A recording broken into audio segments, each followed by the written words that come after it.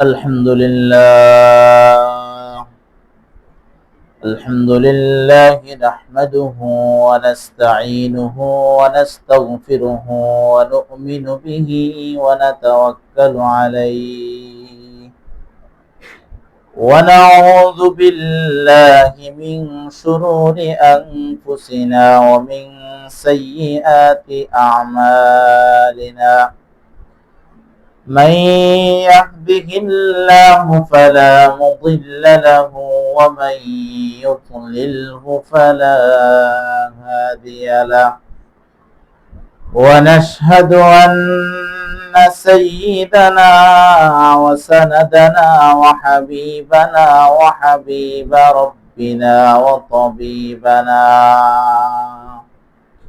وطبيب قلوبنا ومولانا محمدا عبده ورسوله الذي أرسله بالحق بشيرا ونذيرا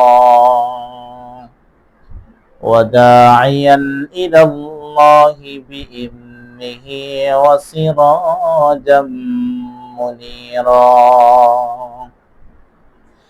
أما بعد فأعوذ بالله من الشيطان الرجيم.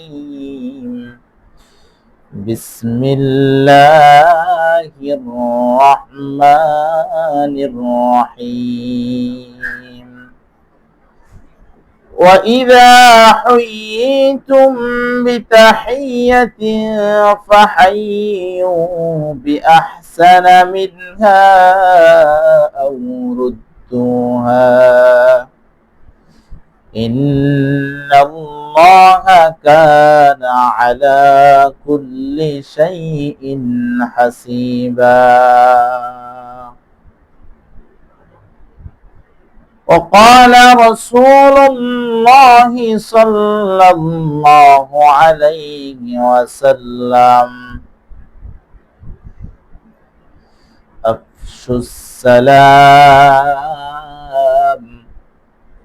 وأطعموا الطعام وصلوا الأرحام وصلوا بالليل والناس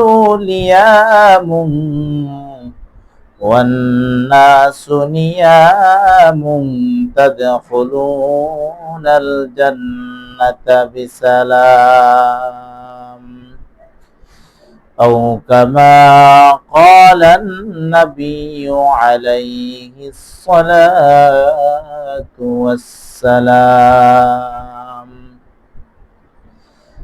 صدق الله مولانا العظيم وصدق رسوله النبي الكريم ونحن على ذلك لمن الشاهدين والشاكرين والحمد لله رب العالمين. اللهم صل على محمد وعلى آل محمد كما صليت على إبراهيم وعلى آل إبراهيم إنك حميد مجيد. اللهم بارك على محمد وعلى آل محمد كما باركت على إبراهيم وعلى آل إبراهيم إنك حميد مجيد. اللهم صل على روح محمد في الأرواح وعلى جسد محمد في الأجساد وعلى قلب محمد في القلوب وعلى قبر محمد في القبور الحمد لله আল্লাহ তাআলার দরবারে অসংখ্য শুকরিয়া যে মহান রব্বুল আলামিন আমাদেরকে অত্যন্ত মায়া করে মহব্বত করে ভালোবেসে আল্লাহর কোরআনের কিছু কথা রাসূলের হাদিসের কিছু কথা বলার এবং শোনার জন্য আসার এবং বসার তৌফিক দান করেছেন সেজন্য সকলে অন্তরের অন্তঃস্থল থেকে কালিমাতুশ শুকর আদায় করি আলহামদুলিল্লাহ। আসলে আল্লাহ তাআলা যদি দয়া না করতেন তাহলে আমরা আসতে পারতাম। যাক, আমার আলোচ্য বিষয় হচ্ছে সালাম, মুসাফা, মুআনাকা, এগুলোর গুরুত্ব মাহাত্ম্য নিয়ে আলোচনা। সংক্ষিপ্ত সময়ে এগুলো থেকে যে কোনো একটা বিষয়ে কিছু আলোচনা করার চেষ্টা করব। আমার তাওফীক ইল্লা বিল্লাহ। আসলে সালাম এমন একটা জিনিস যেটা মানুষের মাঝে ভালোবাসা সৃষ্টি করার একটা মাধ্যম, পরস্পরের সম্পর্ক সৃষ্টি করা, আন্তরিকতা, মহব্বত, ভালোবাসা বৃদ্ধি করার একটা মাধ্যমের নাম কি? সালাম। তুমি দেখবা যদি তুমি কাউকে সালাম দাও তাহলে সে অত্যন্ত খুশি হয়। তখন সে না দিল শরমে হইলে সালাম দেয় কি দেয় না? এমন একটা জিনিস সালাম, অনেক গুরুত্বপূর্ণ একটা আমল সালাম। কিন্তু আজকে বর্তমানে সমাজ থেকে এই গুরুত্বপূর্ণ আমলটা চলে গেছে। মানুষের মাঝে সালামের প্রচার প্রসার কি নাই।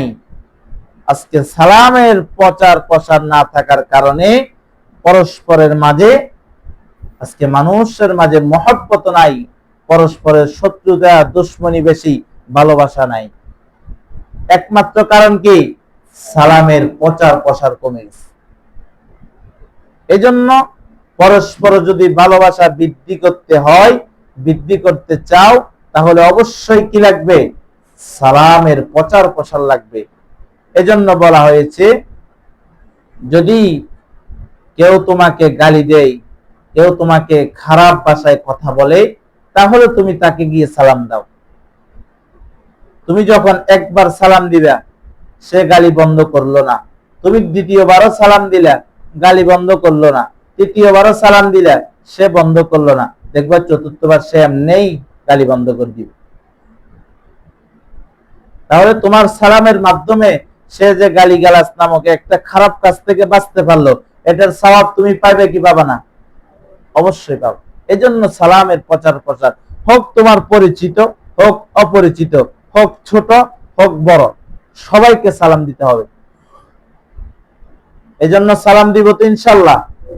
আল্লাহ তাআলা আমাদের সবাইকে বেশি বেশি সালাম দেওয়ার তৌফিক দান করুক, সকলে বলে আমিন। আজকে আমল থেকে আমরা দূরে, সেজন্য আজকে আমাদের পরস্পর ভালোবাসা নাই, মহব্বত নাই। বুঝে আসছে? অনেক বড় সালাম, কত বড় দোয়া। সালামের মাধ্যমে তুমি একটা মানুষের জন্য দোয়া করতেছ, কিন্তু আজকে এটা না থাকার কারণে মানুষ দোয়া থেকেও মাহরুম, দোয়া পাচ্ছে না। আসসালামু আলাইকুম ওয়া রাহমাতুল্লাহ, আসসালামু আলাইকুম, তোমার উপরে, তোমাদের উপরে শান্তি বর্ষিত হোক। কত বড় দোয়া। মানুষ সুখের জন্য, শান্তির জন্য কত চেষ্টা মেহনত করে কি করে না? কেন করে? শুধু শান্তির জন্য। তো সেই শান্তি যদি এই মানুষটার সালামের মাধ্যমে যদি তার এই দোয়াটা যদি কবুল হয়ে যায়, তাহলে তোমার জীবন সুন্দর এবং শান্তিময় হয়ে যাবে। সুবহানাল্লাহ। এজন্য সালাম দিবে তো ইনশাআল্লাহ। হ্যাঁ, ওয়া রাহমাতুল্লাহি, এবং আল্লাহর রহমত, ওয়া বারাকাতুহু, এবং তার বরকত। দেখছো, প্রথমে শান্তি, তারপরে শান্তির উপর আরো শান্তি, রহমত, সুবহানাল্লাহ, তারপরে বরকত। মানে দোয়া। আমরা দোয়া নিতে জানি না, এজন্য আজকে আমাদের কি ভালোবাসা নাই, পরস্পরে শান্তি নাই, শুধু অশান্তি আর অশান্তি, অশান্তি আর অশান্তি। ঘরে ঢোকার সময় সালাম দিই না। এজন্য তো স্বামী স্ত্রী কি নেই, সম্পর্ক নষ্ট হয়ে যায়, ভালোবাসা সৃষ্টি হয় না। সালামের মাধ্যমে ভালোবাসা সৃষ্টি হবে। মুহতারাম হাজিরিন, এখন আমাদের জানার বিষয় হচ্ছে সালামটা কখন থেকে শুরু হয়েছে, সালামের সূচনা। হযরত আবু হুরায়রা রাদিয়াল্লাহু তাআলা আনহু রাসূলুল্লাহ সাল্লাল্লাহু আলাইহি সাল্লামের থেকে বর্ণিত করেন, আল্লাহ তাআলা যখন হযরত আদম আলাইহিস সালামকে সৃষ্টি করলেন, এরপর বললেন, ইয়া আদম, হে আদম, তুমি যাও। কোথায় যাবে? ওই দেখো কিছু ফেরেশতার দল বসে আছে, তুমি তাদেরকে যাও, তাদের কাছে যাও, তাদের কাছে গিয়ে তাদেরকে সালাম দাও। তখন হযরত আদম আলাইহিস সালাম গিয়ে তাদেরকে সালাম দিল, এবং আল্লাহ তাআলা বললেন তাদেরকে সালাম দেওয়ার পরে তারা কি উত্তর দিবে সেটাও তুমি শুনবে, এবং সেই উত্তরটা হবে তোমার সন্তানদের জন্য শিক্ষা। বুঝা আসছে? হযরত আদম আলাইহিস সালামকে আল্লাহ তাআলা বলেছে তুমি গিয়ে ওই ফেরেশতার দলকে কি দাও?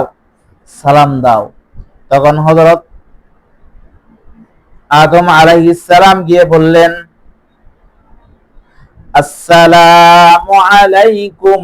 এতটুকু বলছে শুধু, তোমাদের উপর শান্তি বর্ষিত হোক। কি বর্ষিত হোক? তখন তারা উত্তর বলল, ওয়া আলাই, তারা উত্তর দিতে বসে, আসসালামু আলাইকুম ওয়া রাহমাতুল্লাহ। তারা উত্তর বলছে আসসালামু আলাইকুম ওয়া রাহমাতুল্লাহ, মানে আদম আলাইহিস সালাম তাদের জন্য দোয়া করছে, আসসালামু আলাইকুম, তোমাদের উপর শান্তি বর্ষিত হোক। তারা কি বলছে?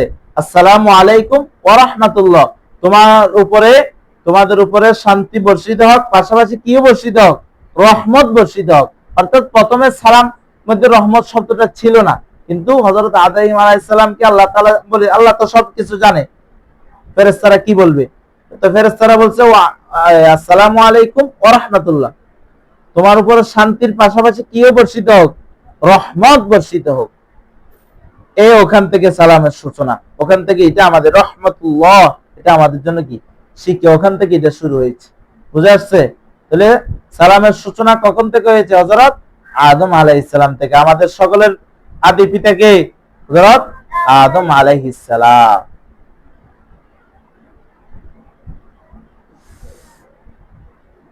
এখন হচ্ছে সালামের মহত্ব, সালামের গুরুত্ব কেমন। সালামের অনেক মহত্ব, অনেক গুরুত্ব রয়েছে, এবং সালামের উত্তম পদ্ধতি নিয়ম হচ্ছে যে আগে সালাম দিবে, আগে দেখা হলে, দুজনের মাঝে দেখা হয়েছে, চেষ্টা করবে আগে সালাম দেওয়ার জন্য। আগে কি কারোর সাথে সাক্ষাৎ হলে প্রথমে কি দিবে? সালাম দিয়ে দিবে। দুজন, একজন একদিক থেকে, ওই দিক থেকে একজন আসতেছে, এদিক থেকে একজন আসছে, তাহলে পরস্পরে কি সালাম দিয়ে দিবে। যে আগে দিবে তার নেকি বেশি, সওয়াব বেশি। সুবহানাল্লাহ। কিন্তু আমরা এটা জানি না, অনেকে জানিও আমল করি না। শুধু জানলে হবে নাকি, আমলও কি করতে হবে। তাহলে যে আগে সালাম দিবে সে কি বলবে? আসসালামু আলাইকুম ওয়া রাহমাতুল্লাহি ওয়া বারাকাতুহু, এটাও বলবে। এখন অনেকে বলবে, হুজুর এটা কেন? শুধু আসসালামু আলাইকুম বললেও তো কি সালাম হয়ে যায়। সুন্নত, সালামের যে সুন্নত, সেটা আসসালামু আলাইকুম বললেও কি হয়ে যাবে? আদায় হয়ে যাবে। তাহলে কেন আবার আরো দুই শব্দ বাড়ায় বলতাম? তখন বলতেছে, হাদিস শরীফের মধ্যে রাসূল সাল্লাল্লাহু আলাইহি সাল্লাম বলেন, বর্ণিত হয়েছে, কি বর্ণিত?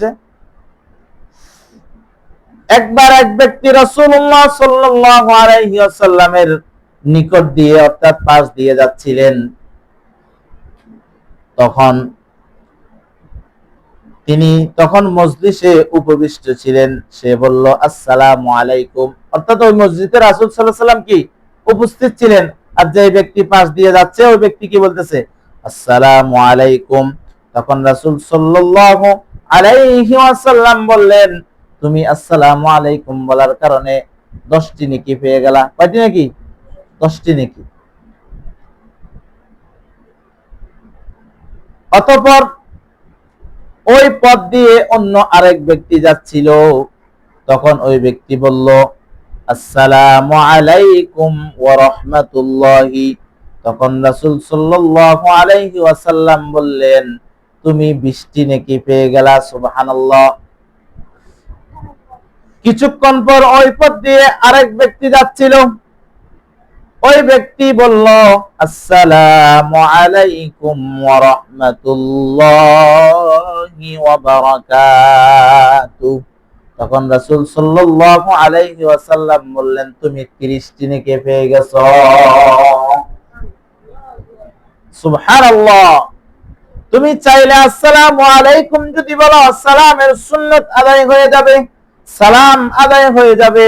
কিন্তু তুমি যদি আরো 2টা শব্দ বেশি বলো, তাহলে সেই 2টা শব্দের কারণে তুমি আরো নেকি বেশি পাচ্ছ কি পাচ্ছ না? হ্যাঁ, আসসালামু আলাইকুম বলছো, 10টি নেকি পেয়েছো। কিন্তু যখন এই 2টা শব্দ বাড়ায় বলবে, আরো কি 20টি নেকি বাড়বে। সুতরাং সালামের আমল করবো তো আমরা ইনশাআল্লাহ? হ্যাঁ, অবশ্যই করতে হবে।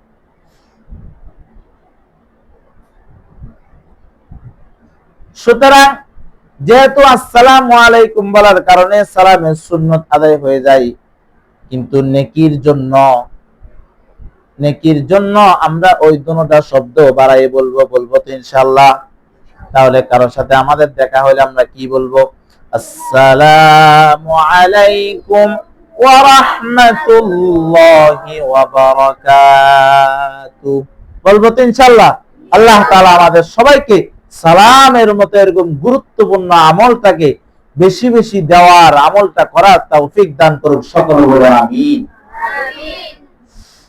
মুসলমান ভাইরা আমার, আল্লাহ রাব্বুল আলামিন কুরআনুল কারীমের মধ্যে বলে, ওয়া ইযা হুয়িতুম বিতাহিয়াতিন ফাহাইয়ু বিআহসানা মিনহা আও রুদ্দুহা।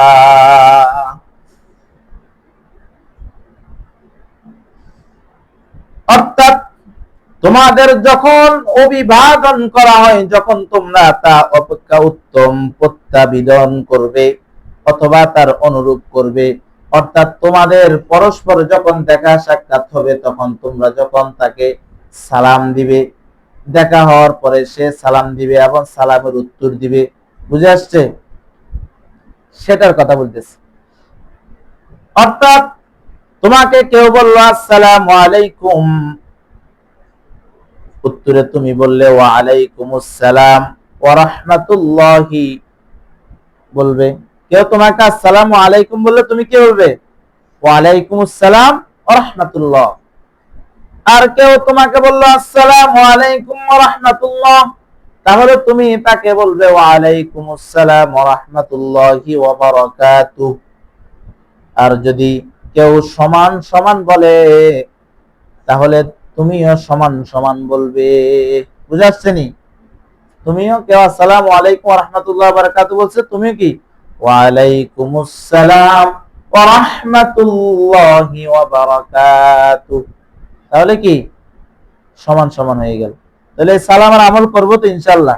আল্লাহ তাআলা আমাদেরকে তৌফিক দান করুক। প্রিয় উপস্থিতি, সালামের মাধ্যমে পরস্পরে কি হয়? ভালোবাসা সৃষ্টি হয়, মহব্বত কি হয়? সৃষ্টি হয়।